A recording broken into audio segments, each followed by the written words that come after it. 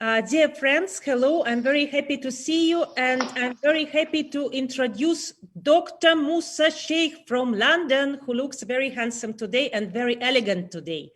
Dr. Musa Shaikh is Group CEO Berkeley Middle East Holding, President Berkeley Me Global Holding, Royal Family Investment Advisor, so a person who has a lot of money. And also Dr. Musa Shaikh is the sponsor and organizer of Global Women Conference that is going to be on 31st of October. Dr. Musa Shaikh, hello. Hello, thank you very much for this lovely introduction. I'm really humbled. Oh, happy to see you. I don't know how people in London, in England, I know that they're very stylish, but you are too stylish. You have this cloak, red color, red tie. So I think you planned and did it very elegantly. So we're happy to see you. Dr. Musa, my first question to you, since you know Hidden Hero is a platform that is helping people to build their brand. My question is not about the conference, is not about the money, but what do you think, how it is possible for women, and maybe not only to women, to build a global personal brand? Because you did it somehow. You did it. Very nice. Thank you. Thank you very much for having me. And in response to your question, I must say that it's a very interesting question. And women in general, or a businesswoman, you can say, should understand that without a proper branding, it's really hard to highlight your true and sincere work which you want to deliver to the community. For example, like if you are very good, but no one knows you, your business idea is very strong, you are very dynamic, but you don't know how to brand yourself. So it's actually you are incomplete in your strategy. So branding, brand management is really important that you should focus on. And it has certain dimensions, like it's not easy to build up a brand. Brand requires a sincere effort, knowing your audience, and you have to talk about the brand management, which is setting up your vision, your objective, your mission, selecting your target audience, and you are talking about a cause and objective which is in your brain that you have to translate to your audience in a way that they want. So you are right that women should focus on branding, brand management, because without them, it's like a human is nowadays in 2020, you need oxygen. Same way we need branding for promoting, for showing, for display our works.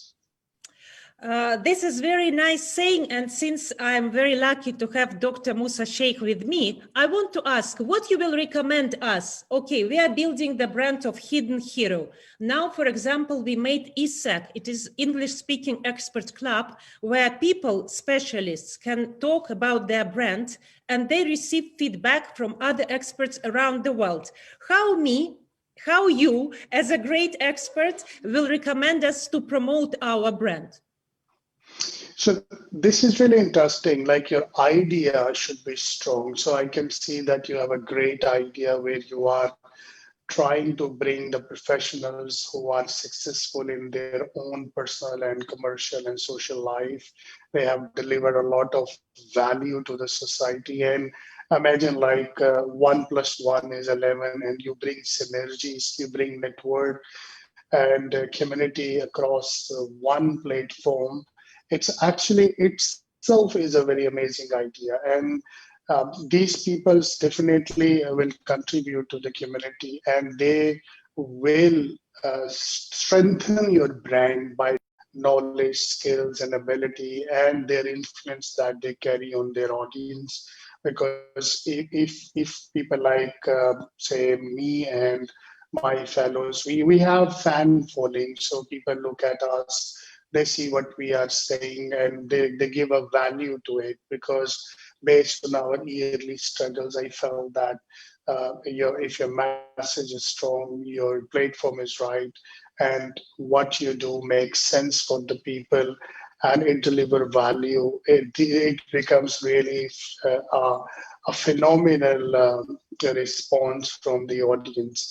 So my advice to anyone who creates such kind of brands is to pick and choose the nice people who has a fan following, who has a value, whose contents are strong, their ambitions and objectives are really powerful. So they will ultimately deliver the value to the platform, and platform itself is a great value. So it's a two-way relation where you are building them and they are building to you.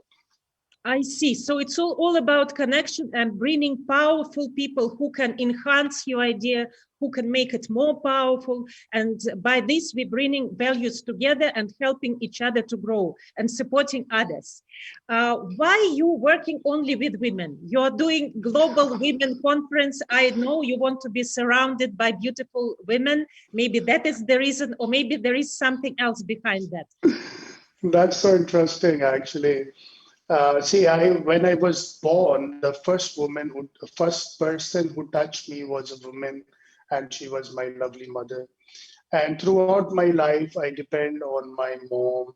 And as we grow, of course, we look for a partner, and then if we get married and we got daughters, so they are so life of a man is incomplete without a woman. So that's what is actually I feel that if you want to build your nation, you have to build your women. So because I was born in a developing country, so I always felt that Dr. women. Musa Sheikh, I'm sorry, what is the name? Because you're very good at tricks. What is the name of this developing country that you So I were was born? born. Yes. I was born in Lahore, that is in Pakistan. It's a very nice city, one of the most cosmopolitan cities in Pakistan. There are four big cities, as you know, Islamabad, Karachi, and Lahore is one of them. So I always felt that women is not getting a right place in the society, being the country is developed.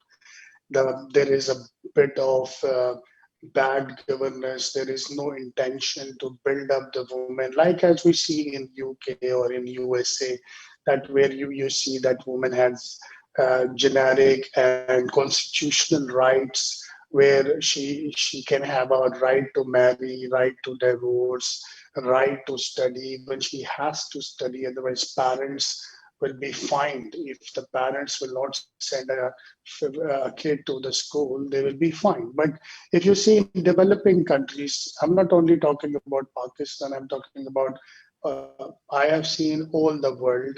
I traveled to Africa, Far East, subcontinent, Southeast Asia, and of course we are based in Dubai, which is again a very advanced a civilized society, which is full of tolerant and multinational people. So the reason why I start focusing on a woman is, if you see, the statistics of the world are changing. So we saw that there is an imbalance between female and male ratio.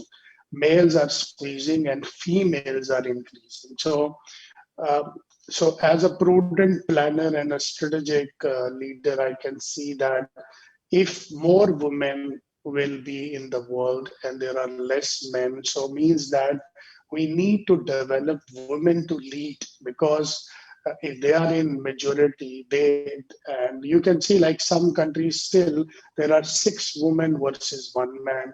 There are less also, and we have a prediction that there will be a time when there will be 40 women versus 1 man. So, so that create a really trust in me. Like I'm talking about 10 years before, when I realized, then wherever I speech, where I go, what I do, I tell them, look, we need to be strategic. We need to plan well in advance before, because planning always in advance. So if today we will focus on our women, we can create a better future for us. That's where we started the women entrepreneurship, women leadership, and and it really, and I appreciate women actually. Women, when I started, they really supported my cause. They said, "You are doing a great job, and this is a kind of platform which we were looking for." And it's get really, it was a positive synergy from both sides. And when I started this, it was a great response. And very important point that I would like to say is that if you see the developing countries, I'm talking about the governments. If you see a government, say there are so only 10 to 20% you will see the genuine elected female. 80 to 85% is still the men. So you have to take your right from a man who is not willing to do that, Dr. right? Musa, you surprised me very many times today. You said soon there will be 14 women and only one man. That is really shocking information. I really want to check it. I don't know what you're planning, and I'm surprised that you want to be ready for that. That's why you want to give all the leading posts to women already, as you're afraid, as there will be so many women, how you will find your role. But that is very nice to know what you're doing supporting women. As my last question to you is, I know that in your conference and in January, you as a specialist in investment, you talk a lot about money and women, investment in startups, in incubators, and you talk a lot about relation between women and money. And I know that women, they have less money than men. And even a lot of women, they don't want to talk about money, but money is financial freedom. What do you think? What is the reason why women, they are not as comfortable with money as men are? See, it's a very interesting question. Like, if I put in this way, that the world most money is in the man's hand. For example, if you see the richest man in the world is, say, Bill Gates, then you have Facebook, Marx, and the other key players. They are all men. So we don't see much of the prominent women who has a big value, high network money.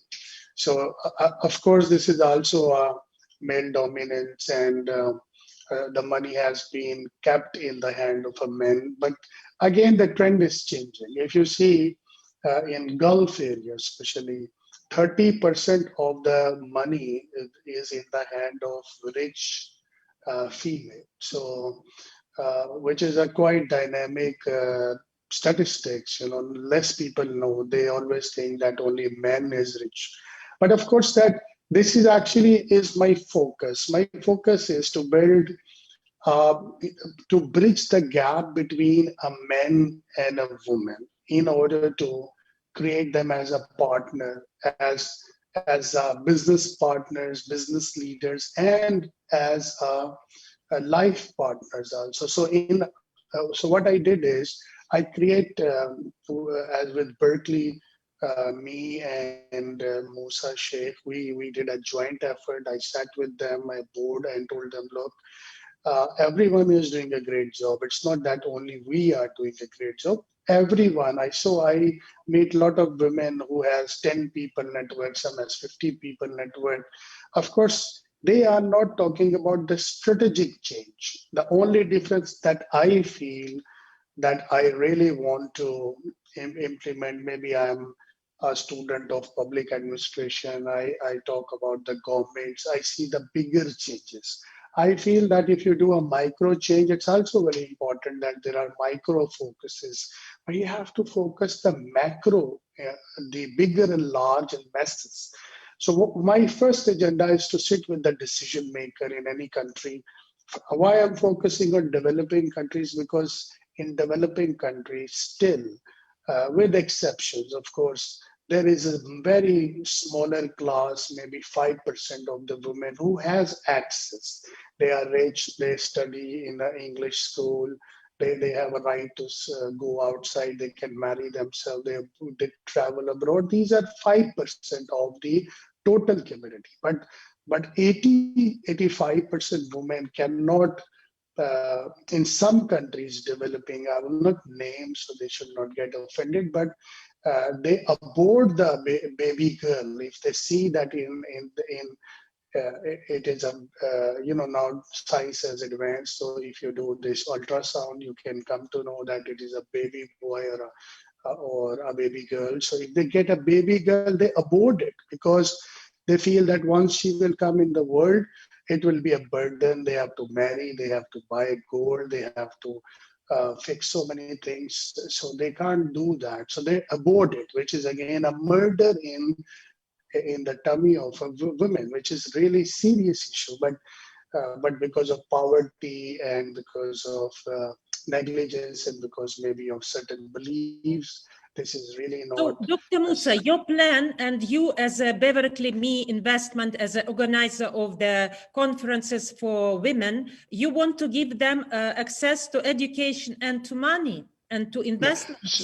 So my point is that let's make women, let's make them free education and free health, because that's what is troubling in a developing country. For example, if you imagine there is a village and there is a very poor family who has 4 or 5 kids, they cannot send their kids to the school because they don't have money. So let's make the schools free. And very interestingly, like in Britain, we do that if you are a low income family, they give you a meal in the school. So it will actually attract the parents who cannot feed the kid, who cannot teach them. So let them go to school and eat at least there. So full day if they spend in the school, they will get a free meal. It will be really relaxing for these poor parents. On the other hand, you will feel a generation who is educated, who knows that there is a woman, there is a man, we need to work together, we are equal, there is no imbalance, man is not superior, there is no supremacy and all that. Man and woman has to go equal. So my focus and this conference, this is not the first conference. We have done several conferences. If you see on Berkeley Me Investor Club website, you will see that we started with women trainings. Then we trained more than 1,000 women free of cost, how to do business, how to do how to develop yourself as a leader. And they are world-class women, from poor, mediocre, and high elite class women. So so our focus is to discuss this with the policymakers that look, let's focus on free meals, free education, right to marry, right to divorce, and use automation in that, because these countries are manual, outdated. So we are giving them innovative solutions. Like Dr. Musa, sitting I in would home. like to tell you that I think your work is being like ambassador of women in front of men. Especially, it's very interesting because you are from Pakistan itself, which is already quite unique. And I know that it will be great if you give more women access. And I wish you good luck with your conference on the 31st of October, where I saw different ladies who are working as investments, who are the owners of the businesses. And I think they will be sharing their knowledge, and it can be useful to people who are just starting their business journey. I really wish you good luck, and it was a big pleasure to have you. Good luck for Beverly Investment Me to you, and we hope to hear about your progress, that more and more women and kids will have free education, free meal in school, and access to knowledge and education, because I believe it will create balance. It's very difficult to live in this society where you cannot leave the house because you know that people are poor, that it's dangerous, and we should think about this balance. I think that's why all this pandemic happens and all these changes in the world are happening, for us to think about that. So thank you so much for thinking. Thank you very much for having me. It was a big pleasure. And see you soon. See you on the 31st of October. Thank you very much. Good luck. Thank you. It's a pleasure.